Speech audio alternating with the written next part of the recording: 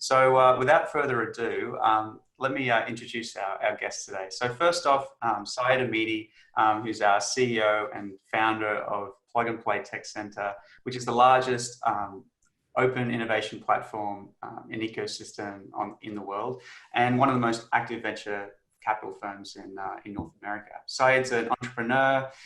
He's a seasoned executive with nearly 30 years of experience founding, operating, and growing successful companies. And he's also been investing in technology companies for over 15, 20 years with exits such as PayPal, Danger, Dropbox, and the like, which Mike has mentioned.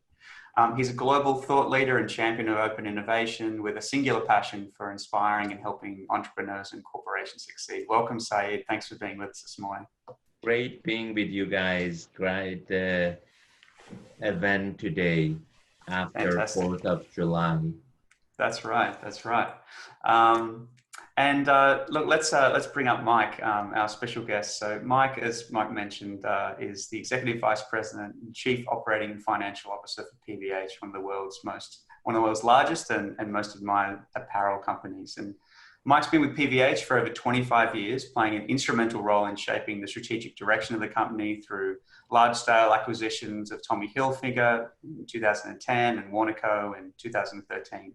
He's been a critical part of driving growth for the company, creating opportunities to expand their brands and businesses across geographies, distribution channels, product categories, leading various infrastructure investments, and playing a key role in implementing the company's digital strategy and driving digital investments with a big focus on building out omni-channel capabilities, leveraging data insights, planning tools, supply chain, and also in-store and online customer experiences. Not only that, and very much aligned with values here at Plug and Play, leading change through a huge commitment to corporate social responsibility. And in fact, he received the Commitment to Inclusion Award from the Runway of Dreams Foundation in 2019 as well. He joined PVH in 1990 and has held various positions in the wholesale and retail divisions of the company before being named the Executive Vice President and Chief Financial Officer in 2006 before his promotion to the current role. With over 25 years of financial management and executive leadership experience in the apparel and financial industries, we are really glad to have him with us. And I noted that you were awarded the Retail Innovator at the Retail Innovation Conference in New York in 2018, Mike. So congratulations and thanks so much for being with us this morning. Thank you. Thank you. So look, without further ado, I'm going to turn over to you, Saeed, and look forward to a great discussion. And for the audience, I'll be monitoring the Q&A, and so look forward to seeing you guys at the end. Wonderful, Mike. It's great to be here with you virtually. Quite frankly, it would have loved to have you hosted at our headquarters like we usually do before, one of our expos or events.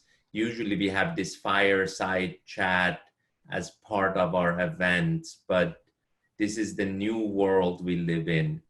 And for the audience that may not know the scope of your activity, can you please tell us a little bit how is your operation in US, in Americas, and how is it in Europe, as well as I think in Far East? If you could describe a little bit the scope of where you operate and what are the major brands, because I think then we will get into more, the challenges of the present time.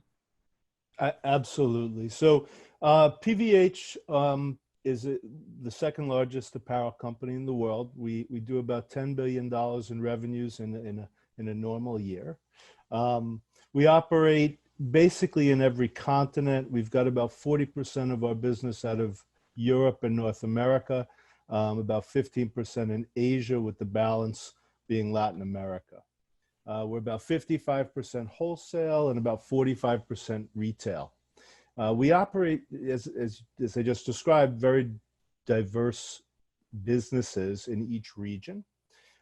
We have a great amount of diversity in our platforms because of the different geographical nature of our business. We also operate two very big brands, Calvin Klein and Tommy Hilfiger, where we own the trademarks. And we operate those two brands in each region. We like the two brands because they are also diverse, in that Calvin Klein tends to be a more contemporary black, tan, and gray brand, while Tommy Hilfiger is a red, white, and blue brand.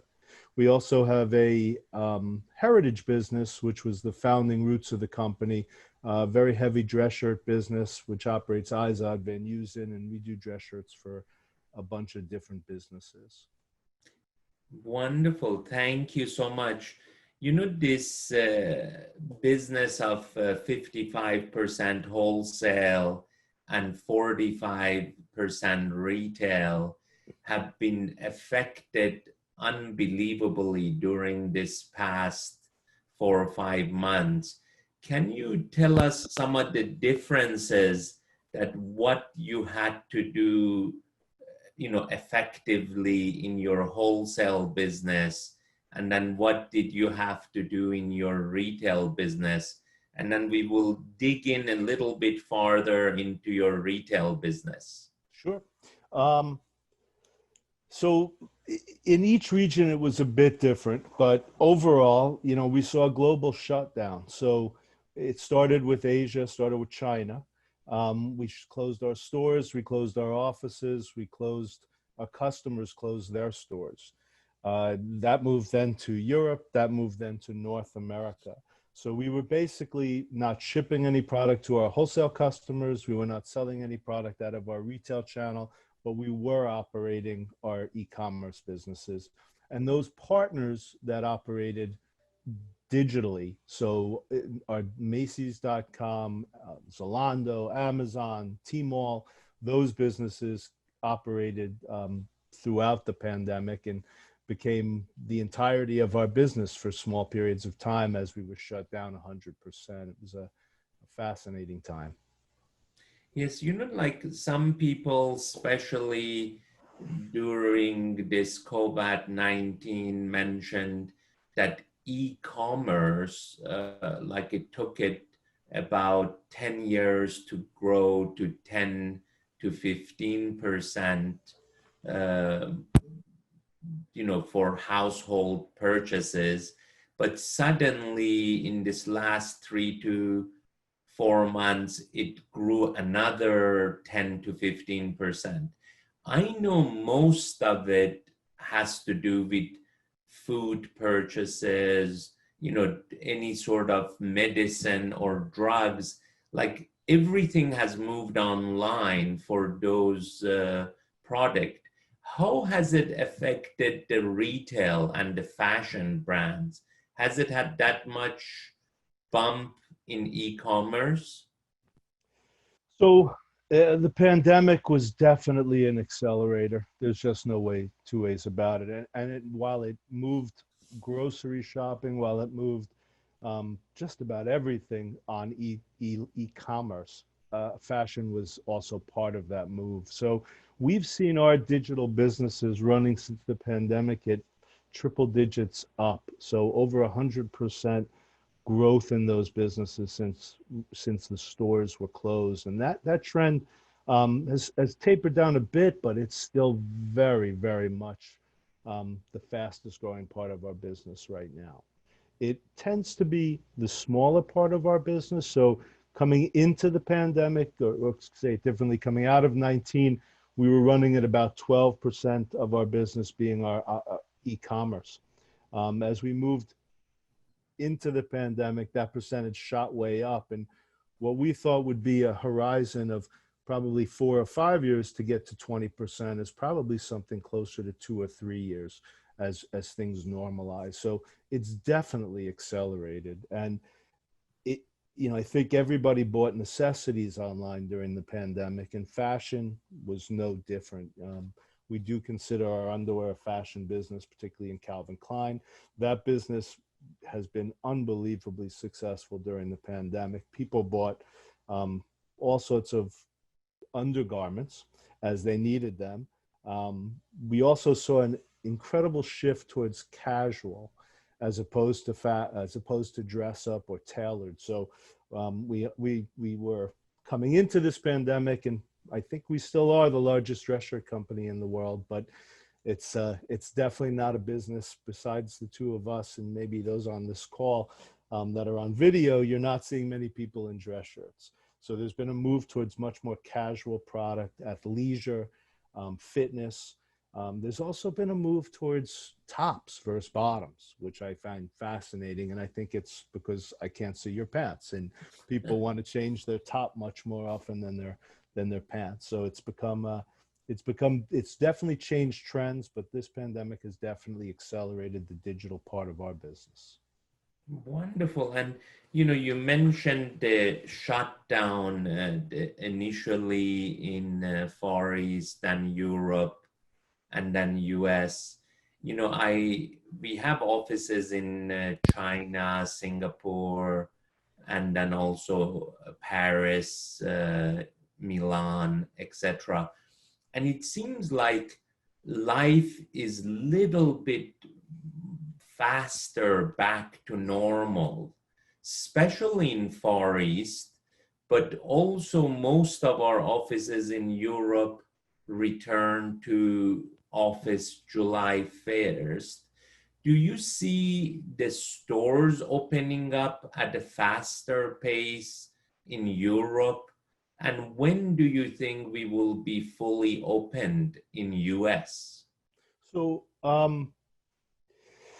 at this point, globally, we are pretty much open, and most of our customers are open. So our stores, there are a few stragglers, and there are some stores that have been part of the, I don't want to call it a second wave, but resurgence, I guess, in the US where we've closed. And there are pockets, but it's small store count. So we're pretty much open. What we've seen is really the first into the pandemic was China, and it's been the first out. When we reported our results, we talked about China being flat. Those results have continued to improve week after week as we move through the second quarter. In Europe, we've also seen sequential improvement week after week. The same store sales were down about 20% when we reported. That's gotten better. And in North America, we reported down about 25%. We've seen some improvement there, but we've also seen some pullback in the areas where there seems to be a resurgence. What's really not come back for us is our stores in North America and globally for the most part, where we have heavy tourists. And by that, I mean international tourists. So in North America, some of the outlets industry's best stores where we operate in North America is all outlets, are Vegas, Orlando, Florida. And while those stores are open, they are not performing anywhere near their historic levels because there really is close to zero international tourism. I don't see that coming back for a while. So I think that's going to be a drag. And I think our customers will feel that also in their big city stores, in the downtowns, not just in North America, but globally. China, we see traffic down, but we are seeing the business perform. So it's our hope that the rest of the globe will model off of China and come back at that level. We all read the same information. So Europe's cases seem to be more stabilized than North America's, and China seems to be on the downtrend. So at this point, I'm hoping that we all follow the China path and come back like they are coming back. Wonderful. And, I was wondering because like we also work in the travel and hospitality business, and the airline industry, the airports, even the retail at the airports, it is hurt so bad. I remember having Changi Airport on a call from Singapore about 30 days ago, maybe 2 weeks ago, that they went from 200,000 passengers a day to around 2,000 passengers a day. And when you don't have passengers, they don't buy things. Is there, I mean, like there is challenges in running a business like yours. Is there any lesson learned? Is there anything that you could have done differently in supply chain, in e-commerce transformation faster? If you have any examples of, you know, how technology helped you to go through these challenges, and if you had the heads up, could you have done anything differently? So, clearly e-commerce is a path for the future. It's growing and it's moving fast, and COVID has just accelerated that. So as we make investments and as we look forward, we are investing much heavier on the digital side of what we do as opposed to on the brick and mortar side. That doesn't mean we won't have stores. That doesn't mean we won't have customers who operate stores, but the investments we make will be much heavier on digital. And that also doesn't just mean our owned and operated business. It means how we fulfill pure plays like Amazon, Zalando. It means being able to fulfill orders at the store level, which we just turned on, picking up in store, which we just turned on.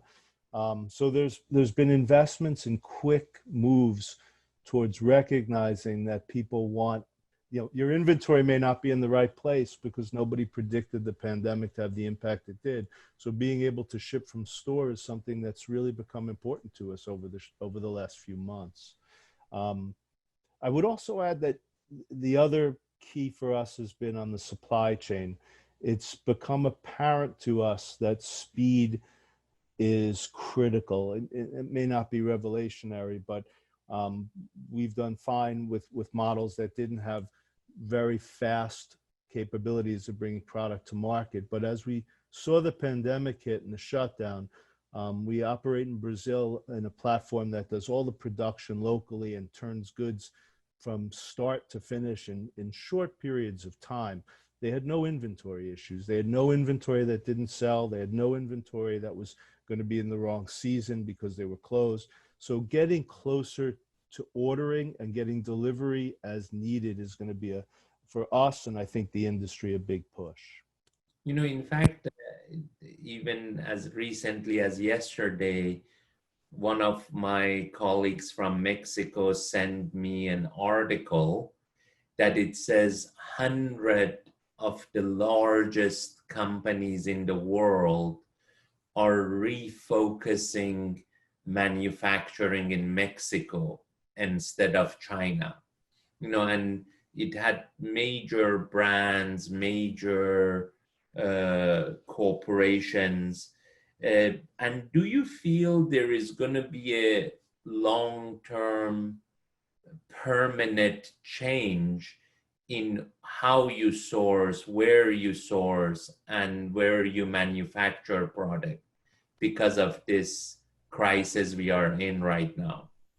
Yeah, I actually think the move was already underway, but similar to e-commerce, COVID has put an acceleration into a path of faster, more local production. And by local, I don't mean necessarily US.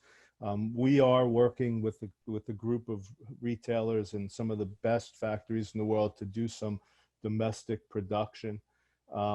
Smaller quantities potentially, but being able to test and really react to products. So maybe make 1,000 pieces nearby, test those pieces, and then send large scale orders overseas to be made in Asia or in different parts of the world where it will cost us, where our costs will be more in line with the competition. We do have production that's more local than, but it's a very small piece of our production today. And that is something that's going to be a focus for us and I think our competitors. Yeah, no, it is, everybody would love to have more manufacturing in US, but you need to finally be competitive and sell the product. So there is a lot of competition out there. You know, to little bit change the subject, we worked very effectively with you and other brands in sustainability, and you have a 2030 strategy. First, I wanted to know, I mean, like, suddenly, like, we have a big project with Alliance to, you know, eliminate plastic waste. And, you know, both for packaging and for apparel, we need to be more effective in sustainability. Can you tell us a little bit about what was your plan, and did anything change during these challenging times? Yeah, this is probably one that I think is the most fascinating. In a world where unemployment is up, in a world where paychecks, your next paycheck's in question, I'm amazed that there's been an acceleration in social responsibility on many different fronts. On the environment front, there's consumer seems to be wanting products that can last longer, require less production waste, less carbon footprint, less chemical, and they want those products to be able to be recycled. And it makes perfect sense. And the only question is, will the consumer pay for it? Now, the studies say they will, or they're willing to pay something for it. They also want to connect deeper to companies that are more socially responsible. So for us, we've always run a company that's, you know, our roots were historically focused on human rights. Over the last 7 to 10 years, we've been focusing more and more on the environment, our footprint, and COVID just accelerated some of those moves. So we've tested actually a style for our European Tommy Hilfiger business that will be 100% recycled denim. So the jean itself will be 100% recycled, which is pretty amazing. And this whole circularity on product, apparel product is fairly new. So scale is not quite where it should be, but our teams feel it's going to ramp up fast because there is a consumer demand and the consumer is willing to pay for it. The waste part, as you think about a move towards e-commerce, is something that we haven't figured out. And the largest e-commerce players, ourselves, our customers, we're all struggling with how to fulfill orders and fulfill them fast, get them to the customer fast, and not ship in packaging that can't be recycled or creates waste. It's a focus for us. Poly bags, I think the apparel industry is one of our biggest problems is poly bags. We ship everything in a poly bag. So we're testing the recyclability of poly bags. We're testing other poly bags that are made to be biodegradable. So it's new, it's upcoming. You guys have been a great partner for us on that. So it's moving forward, and like everything else, COVID seems to have accelerated it. You know, if I could mention to you, like, especially, I have never spent this much time at home as the last 4 or 5 months. And I run a business which is a returnable bottled water business. It's like this 5-gallon bottled waters that we deliver to homes and offices, mostly in Spain. And then every like 5 bottles we deliver, we pick up 5 empties. And while sitting at home and while seeing these delivery trucks, Amazon delivery trucks coming here and other delivery channels, I mean, like, when I dream big, and I like to dream big and then come back to reality, why couldn't they pick up a bundle of boxes and plastic wrappers and take it back to the distribution centers? You know, because the trucks only travel 10 to 20 miles from a distribution channel, or reshipment channel, you could say. Why have you ever, or I know that some of our startups, we are trying this, what we call loop technology to have a full circle. Have you ever come across the crazy ideas like that to re-pick up the packages at least and help the recycling world? So we haven't. The closest I'd say we've come is on the poly bags, where we're in the test to just recycle and reuse, which would be huge. Um, something like that would require expertise, and in the COVID world, I'm not so sure my warehouse team would appreciate boxes coming in to the warehouse. There'd be a lot of issues around it, but we are trying to recycle. And I do think if you believe that your cardboard gets recycled, I can tell you that myself, when I go to my local recycling center, I'm amazed at the number of boxes and the lack of capacity that's there because of what's gone on with shipping. There's basically, they can't handle all the demand for recycling of cardboard. So for us, it's been a focus on what we can impact fast, which has been the poly bags. Believe it or not, our pins and what we put into dress shirts, which matters. When someone buys a dress shirt, they don't want to see a flat, ugly. Michael, I little bit lose you, but I think you're back now. Go ahead. Okay, sorry.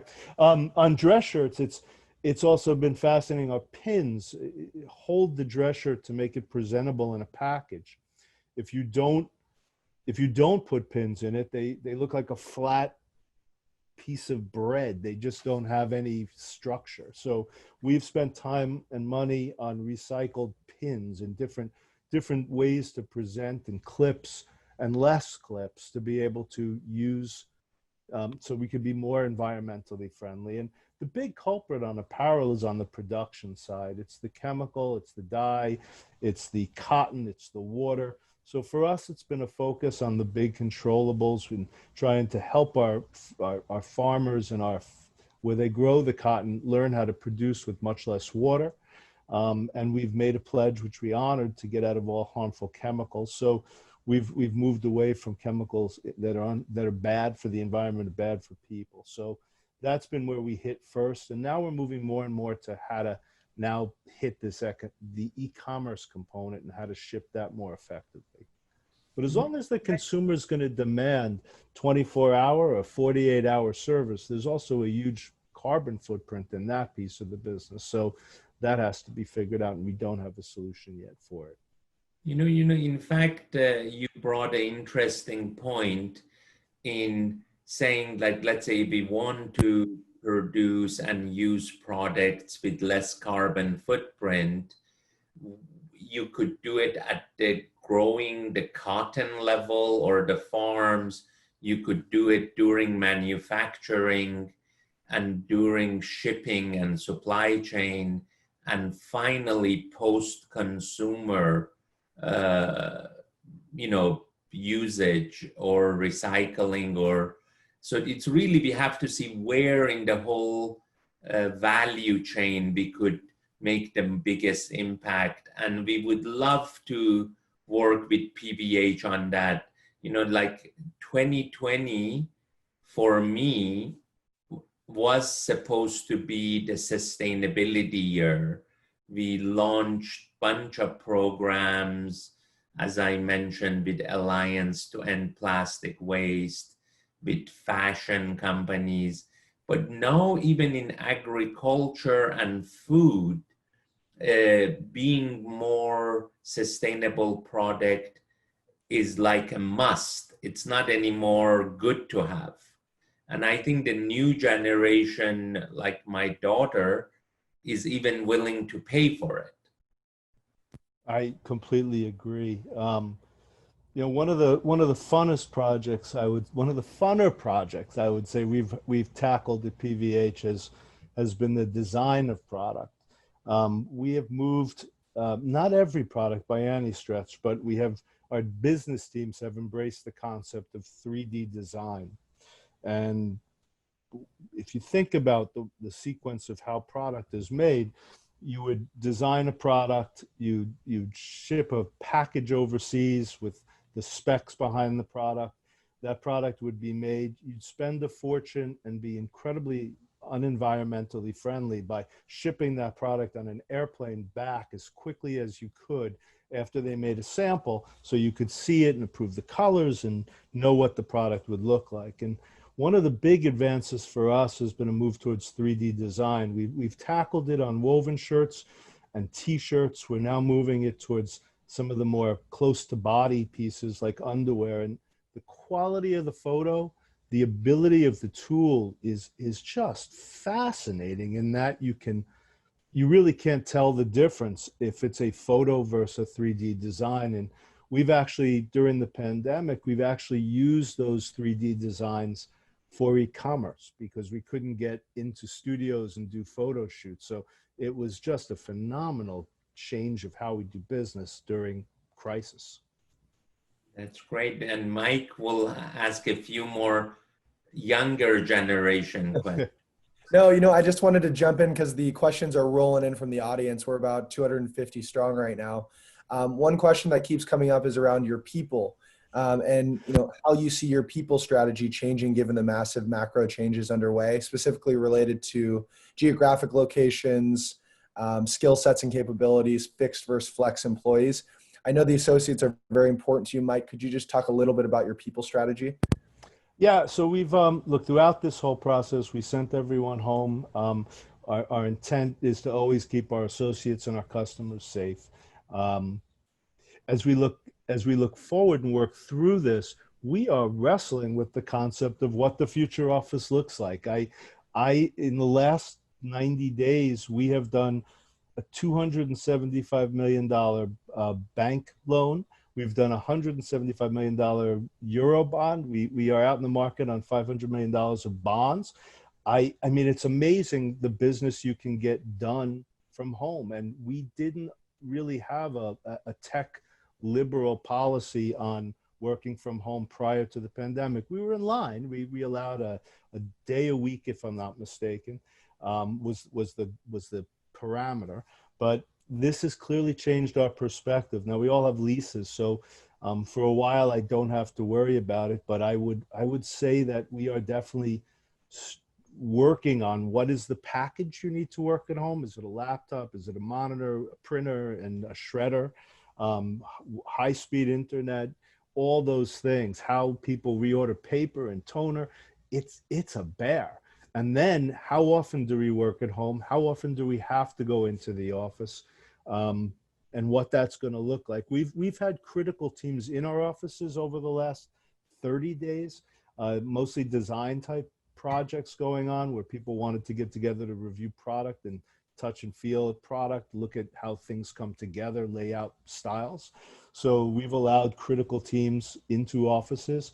We're fortunate. We have a big office in New Jersey, which is drive to. So that is, nobody wanted to work in the New Jersey office from the design side, but lately that has been a complete flip. Everybody wants to go to Jersey. So it's a work in process, Michael. It's something that's going to come together, but clearly there'll be less office space needed.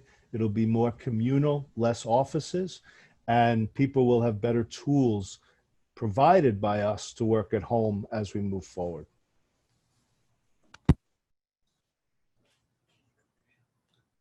Thank you, Mike. Simon's got one now. Yeah, that's fantastic. Mike, I know that PVH joined the brand retail verticals and supply chain verticals of Plug and Play in 2018, and last year expanded to other regions in Europe, particularly also joining sustainability. Really curious about how you think about open innovation. Where are been the sort of the big opportunity areas for PVH to partner with small tech companies, startups? And maybe where you see sort of the future of that in terms of big challenges or opportunities that you're looking to tackle with that strategy in the future. Yeah, so I mentioned the polybeds. That's an industry issue, and clearly that's been a focus for us. You guys have been a great partner on the circularity side of the business. Everybody tells me it's close. I hope it is, but I don't know. Clearly, the ability do a style for us was a big move. And that wasn't an ability that existed 2 or 3 years ago. So it is moving. That is a major focus for us. The concept of circularity and being able to recycle a pair of jeans or a shirt. And it doesn't start with just the desire to recycle it. Something has to be designed to be taken apart. The fibers have to be made to be recyclable. So it starts at the design side of the process. So that is a major focus for us on the environmental side. And does that start with like a vision internal to the company? Like, do you guys think about what the product vision is and then go look for technology partners to help accomplish it? Or are you more opportunistic by looking at, hey, what's the emerging tech? How might we leverage that? Could you talk a little bit about how you think about your innovation strategy in that regard?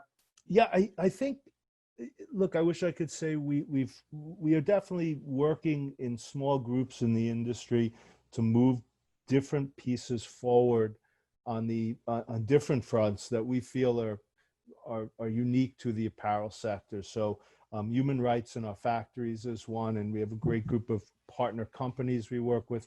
And then on the environmental front, it's just no mystery. There's a huge amount of fabric and apparel that gets put into dumps every year around the globe. So the concept of wanting to do circularity has been around for a while. The ability to do it, however, has just started to heat up and move forward faster. So we see it as an emerging technology, and it's on our radar screen. And then as the technology catches up to the desire, or the factories catch up to what's available with the technology, it tends to move forward at an accelerated rate. And Mike, we've got another one from one of our partners at Procter & Gamble, Mr. Goldstein.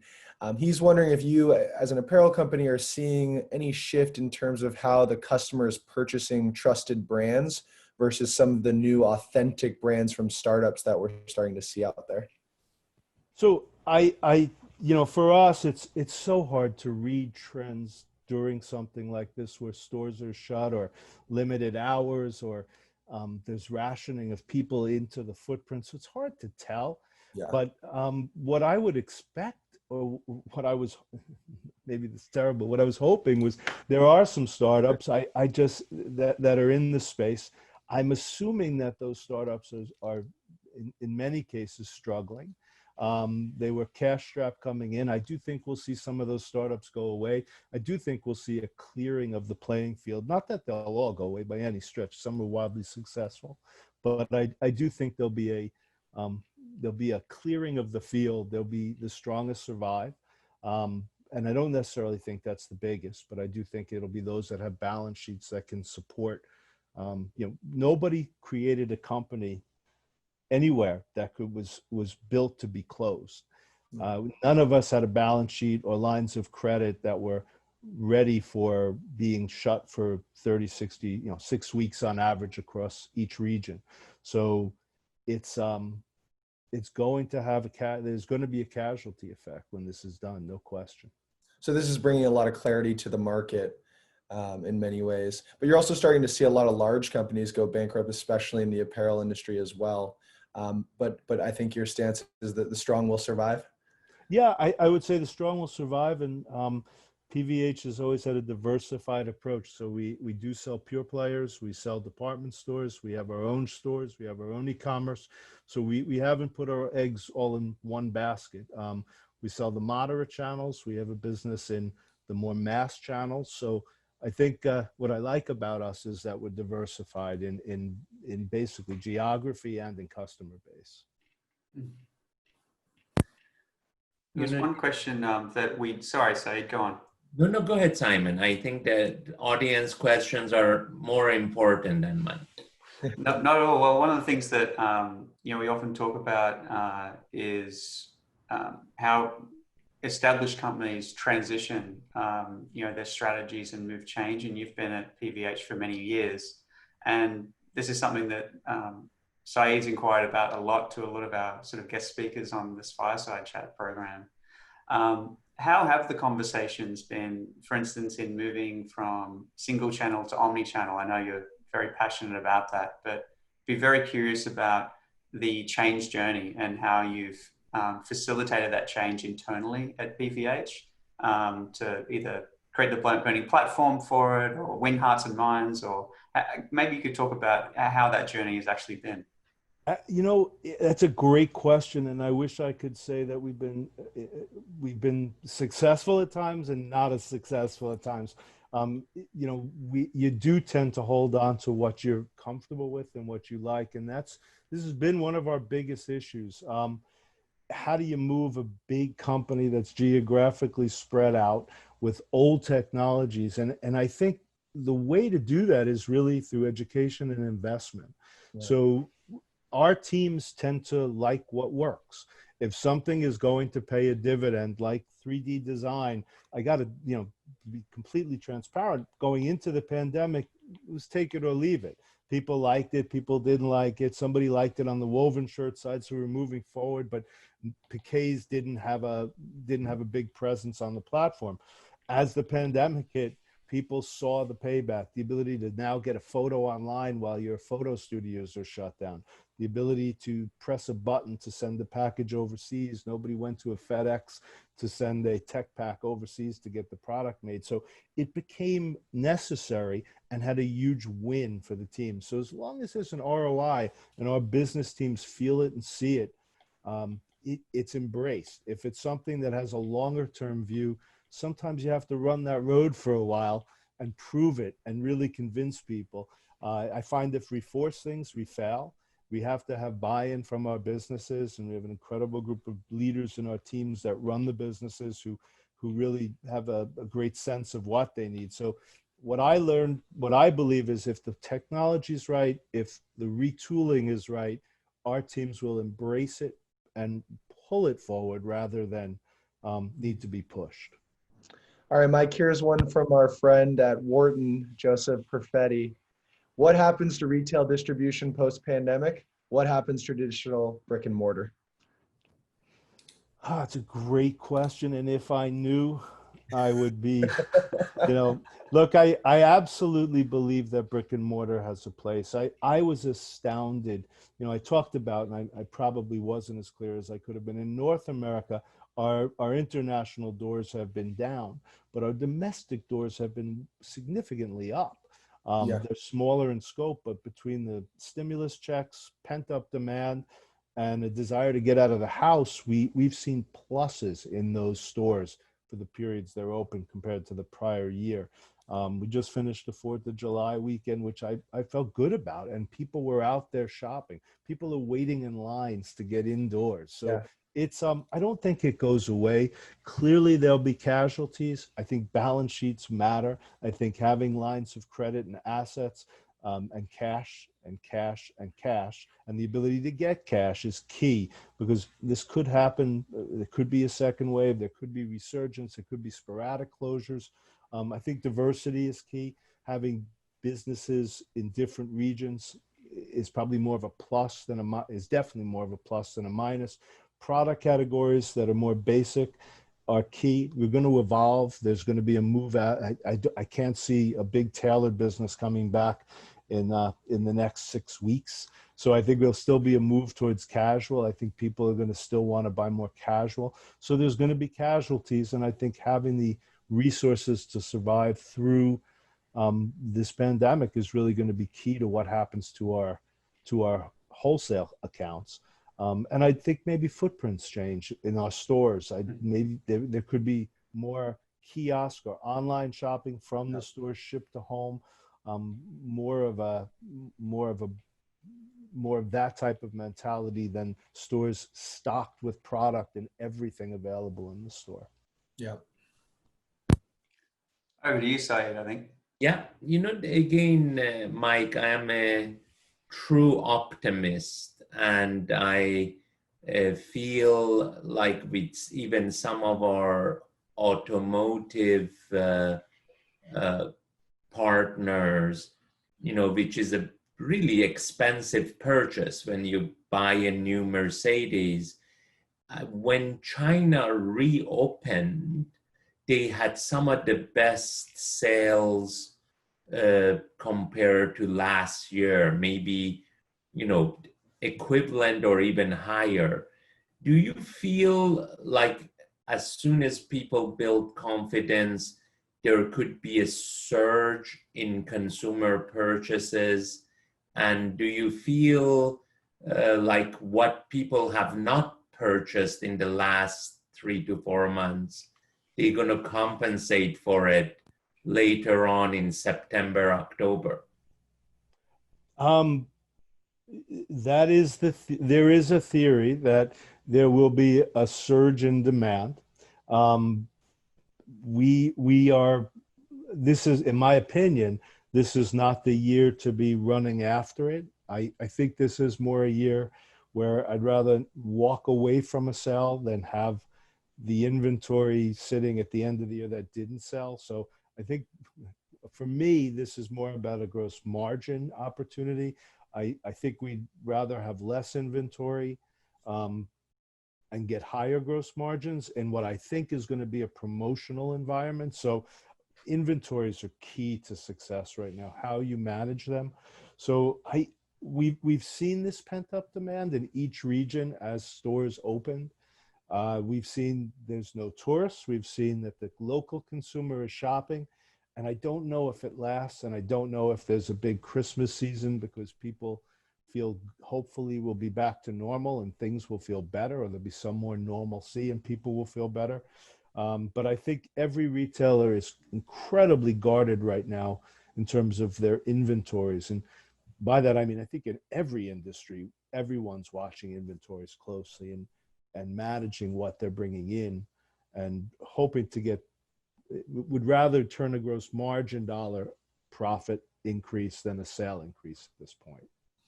Very, very interesting. And, you know, again, there is no two ways about it. It is uncharted waters. It is unusual times. But if you had to do some comparison to 2008, 2009, is there any, again, lessons learned from what the economic challenges were during that time versus today? You know, I guess the common theme would be you have to have liquidity. You have to be able to weather the storm. I think the better comparison has been watching the first in countries to come out. So, you know, I keep going back to China, but this is our first pandemic, and China was the first one in and the first one out. And we're using them as a playbook for the policies, the procedures, you know, how our associates come in and self-check their temperatures. They have to wear a mask. We have sanitizer all over the store. We take returns. They have to sit in the back room for 48 hours. We're in the process of figuring out in China how to open up all of our dressing rooms again and how to apply that in Europe and then in North America. So it's we're hoping that China's the model and that the business in the rest of the world will carry forward at the same pace as China. Wonderful. And, you know, I don't know about you, but I have to speak about that somehow the people feel closer to each other. You know, like this is, you know, disease has no borders, and somehow we need to have more empathy in life and, you know, work with our employees, customers. On a social front, has this, Mike, has had any effect on you? I mean, like, quite frankly, I am sort of shelter in place with one of my daughters, and I hug her more than I ever did. Has, in a social sense, has it have an effect on you? Do you see, how do you feel personally about this? You know, I actually would say we all miss the camaraderie of the office. We all miss the informal discussion or the ability that informal catching up of, I just had a discussion with, or somebody called me and this is what I learned. everything now requires an email, a text, or a video, so, or a phone call. So it's just become, it's a different way to work. I would say we all miss the office to some extent. I think we're all looking forward to getting back there. Where I think it has brought us closer together and is concern over the places we do business, watching people go through this region by region, our factories, the people that work for us in those factories. It's been an eye-opening experience to know that you're holding production or you're not producing overseas, and that's a concern for us, and how they survive. And I do think you're right. I think it has brought us closer together. We're thinking more about the impacts we have around the globe with our customers, our factories, our production, our whole production lines. So yes, definitely, it's brought us closer. Great, Mike. It's been a great talk with you. It's been a great relationship with PVH. We really look forward to, you know, your colleagues' visits and working together with our startups and our technology. And again, both in the supply chain, in sustainability, and perhaps in a new way, in a new world of doing business, because I really do feel the world will change forever, and it's like a new world. And any closing remarks from you? And again, it's been an honor and a pleasure to work with PVH. Thank you.